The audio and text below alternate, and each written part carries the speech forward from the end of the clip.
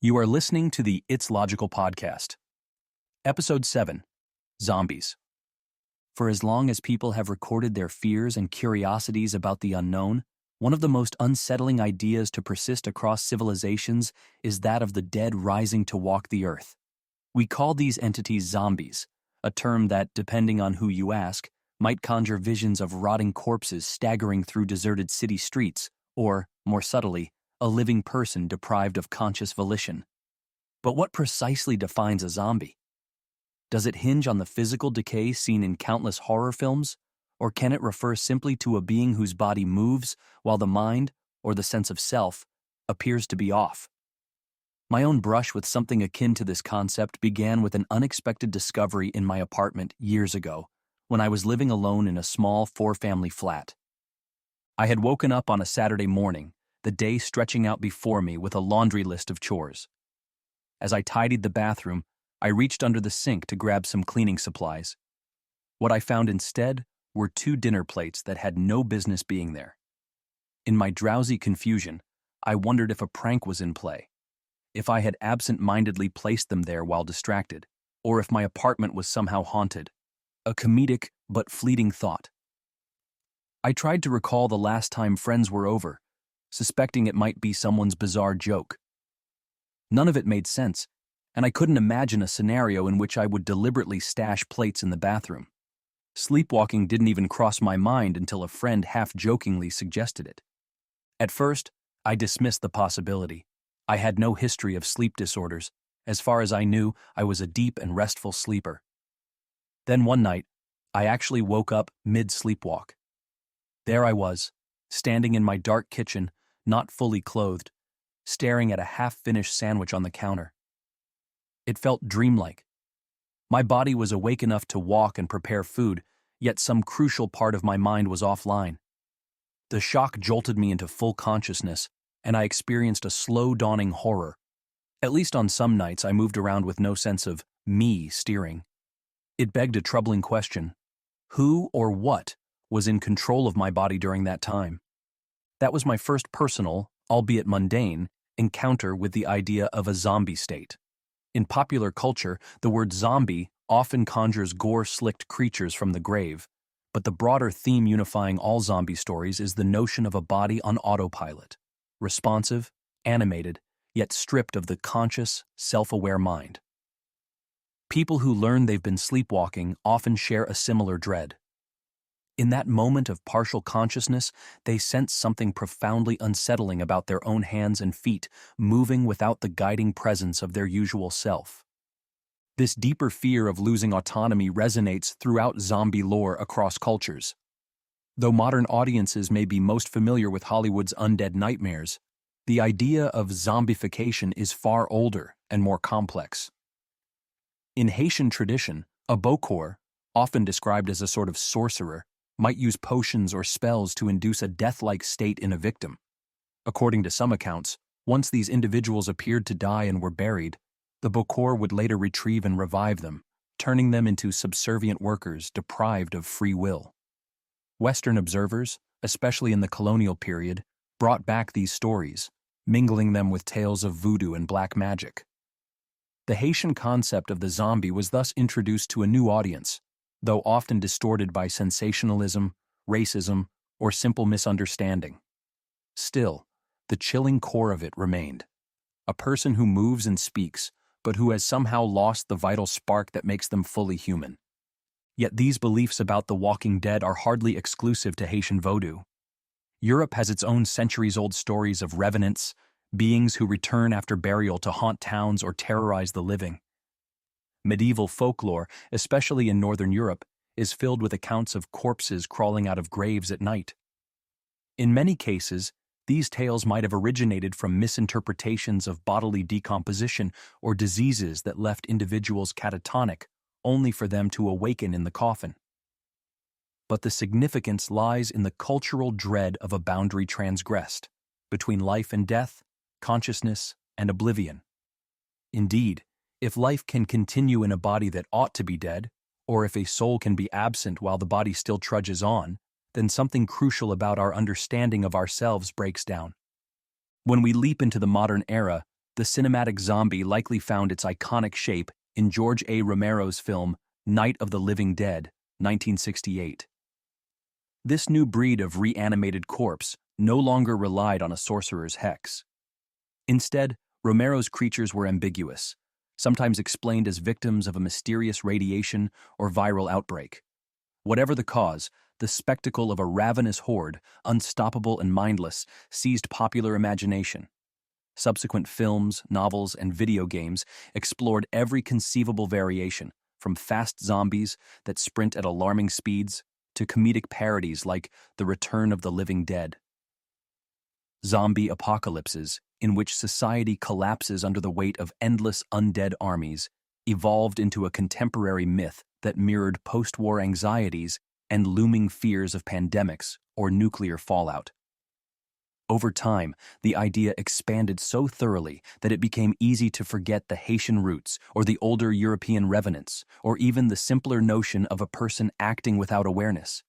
Yet behind the cinematic flair, the dread that keeps these stories fresh is still the same: the human body walking without a conscious soul inside. As we peer more deeply into history, it's clear that this fear can also manifest in attempts to reanimate the dead through scientific or quasi-scientific methods.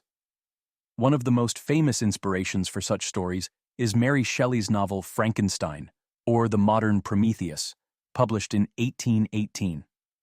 While the creature in Shelley's novel isn't exactly a zombie in the Haitian sense, and it certainly has its own consciousness and intellect, there is a shared anxiety about artificially bestowing life upon the dead. Shelley's depiction was influenced by real experiments of her time, particularly those of Luigi Galvani and Giovanni Aldini.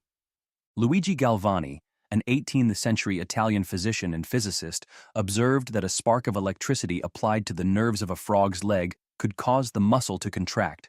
He called it animal electricity. What he did not fully grasp, but laid the groundwork for us to understand, was the chemical and electrical basis for nerve impulses. Aldini, Galvani's nephew, took these experiments to a sensational extreme by applying currents to the bodies of executed criminals. Onlookers saw corpses twitch, limbs jerk upward, facial expressions contort. Some were convinced they were witnessing the threshold of genuine reanimation, that if the correct technique or stronger current were applied, the corpse might truly get up and walk again.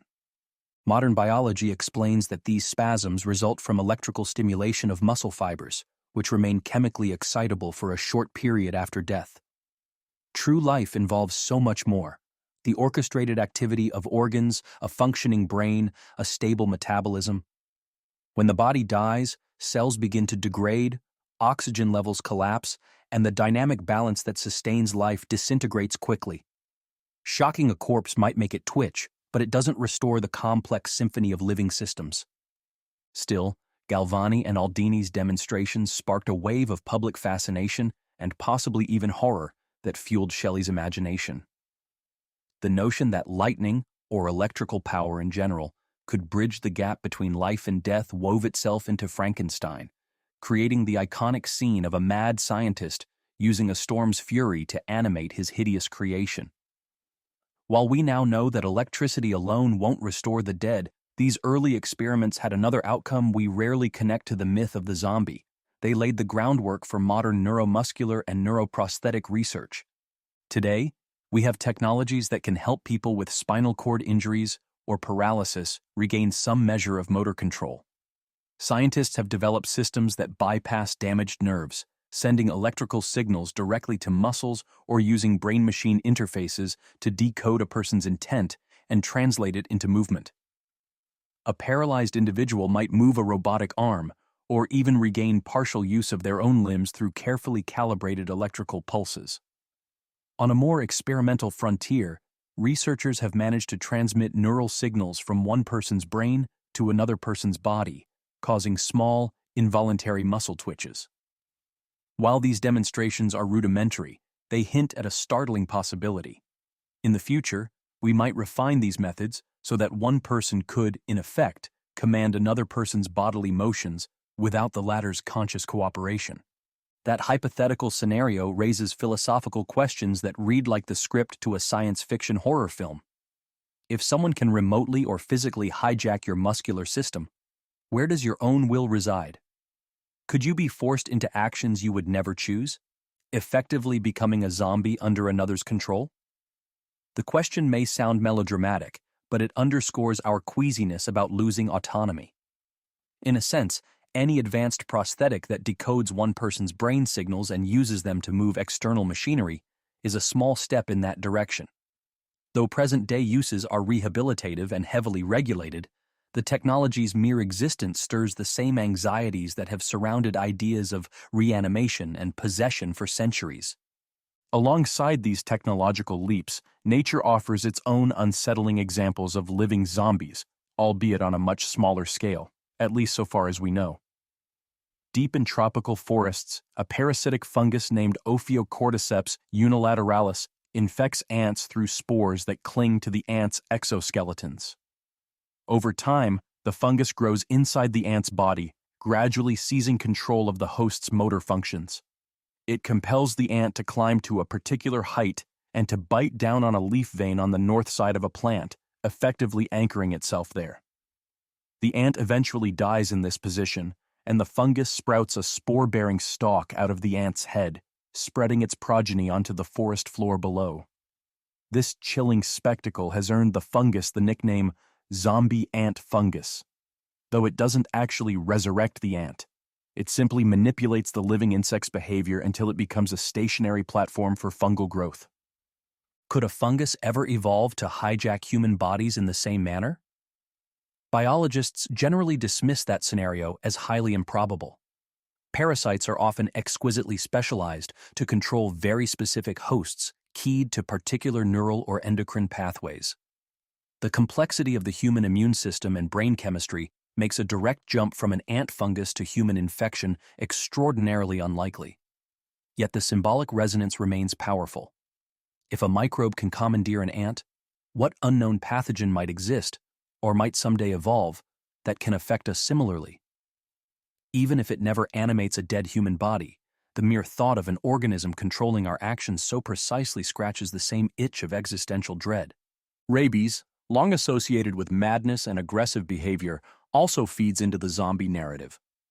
Once rabies infects the central nervous system, it typically causes delirium, hydrophobia, fear or aversion to water, and a heightened impulse to bite, thereby transmitting the virus. Before the development of a reliable vaccine, rabies outbreaks incited panic precisely because sufferers could act unpredictably, seemingly driven to pass the disease along. When modern zombie stories depict a virus that spreads through a single bite, creating feral, mindless hordes, rabies is often cited as an inspiration. Real rabies doesn't make corpses rise, but it exemplifies our horror at losing rational thought to a disease. Prion disorders like chronic wasting disease, CWD, in deer and bovine spongiform encephalopathy, BSE, or mad cow disease, in cattle have also been pulled into the orbit of zombie imagery. Deer suffering from CWD may wander aimlessly, lose fear of humans, stumble, and grow emaciated, leading to the sensational moniker, zombie deer. The culprit is a misfolded protein called a prion, which can induce other proteins to misfold, ultimately riddling the brain with spongy holes. A similar process in humans, variant Creutzfeldt-Jakob disease, or VCJD, can be contracted by eating contaminated meat, as happened in the United Kingdom's mad cow crisis in the late 20th century. While prion diseases are truly harrowing, they don't resurrect dead tissue, nor do they lead to the sort of cohesive undead army typical of zombie fiction. Instead, they gradually dismantle normal neurological function until the victim dies, a far cry from the unstoppable juggernauts of film. Yet again, the dread runs parallel.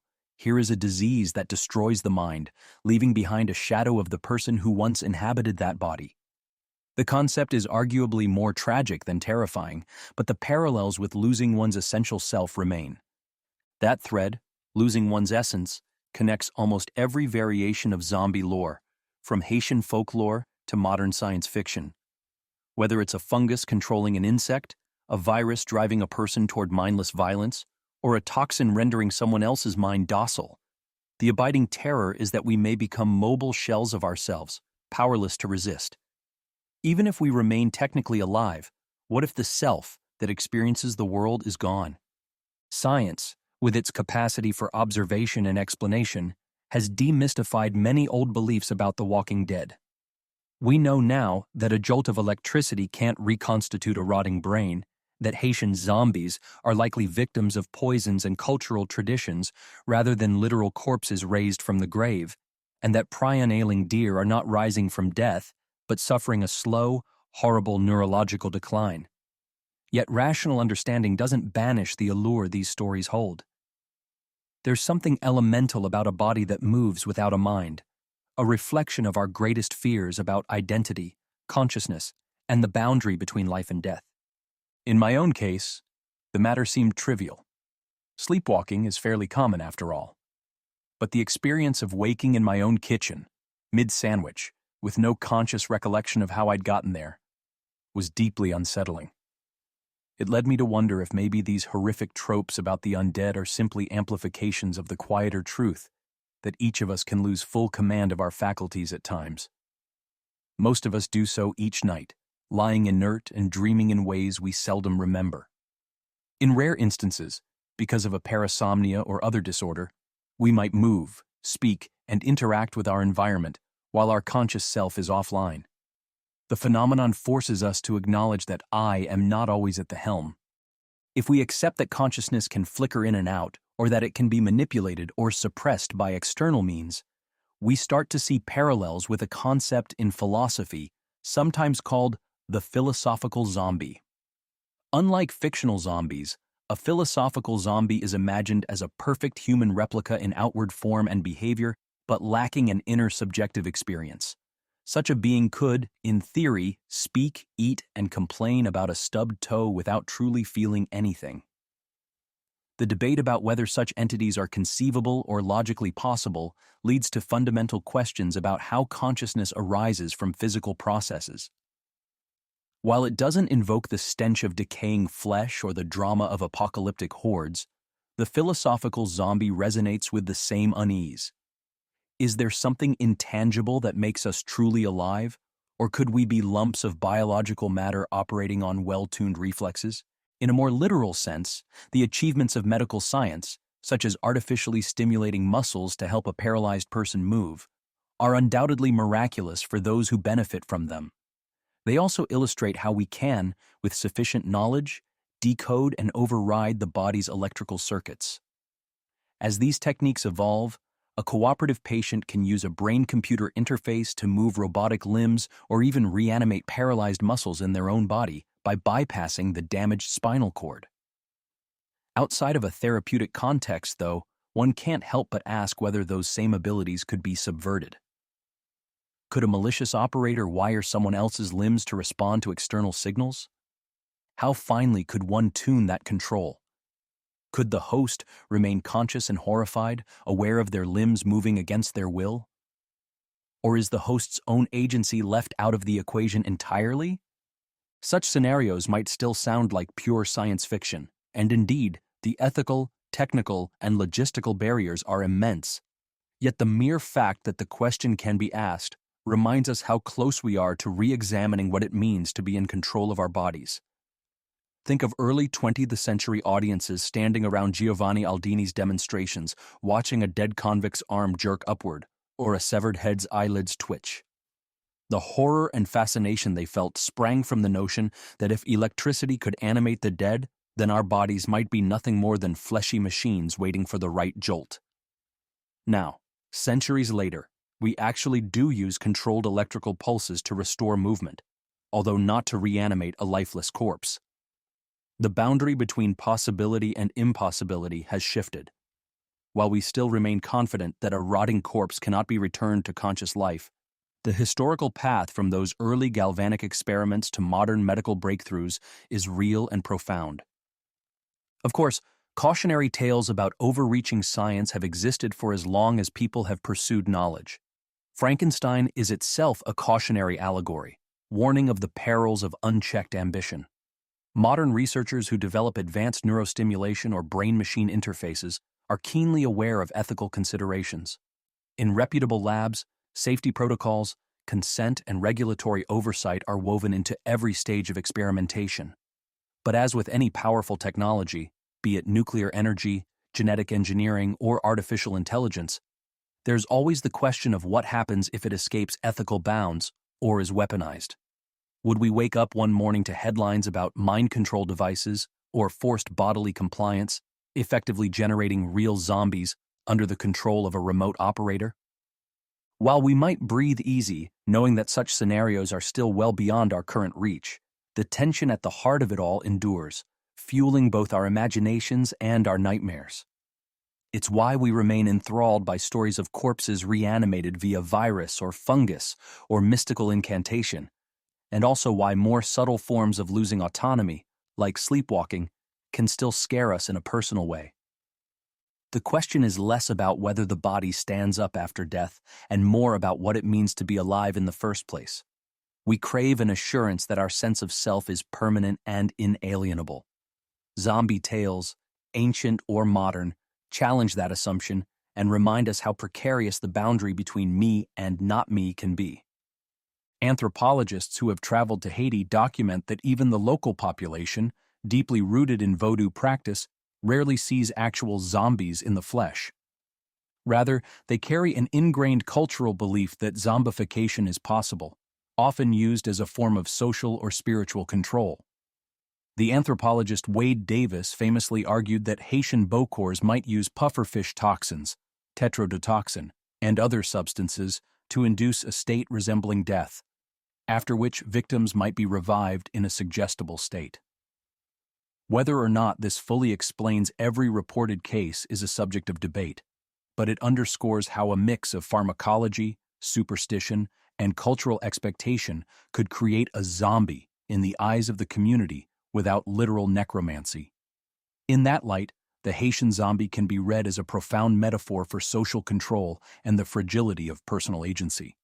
For centuries, the Western world labeled it black magic or voodoo, but the deeper truth might be about how vulnerable we all are to manipulation, whether chemical, psychological, or in the future, technological.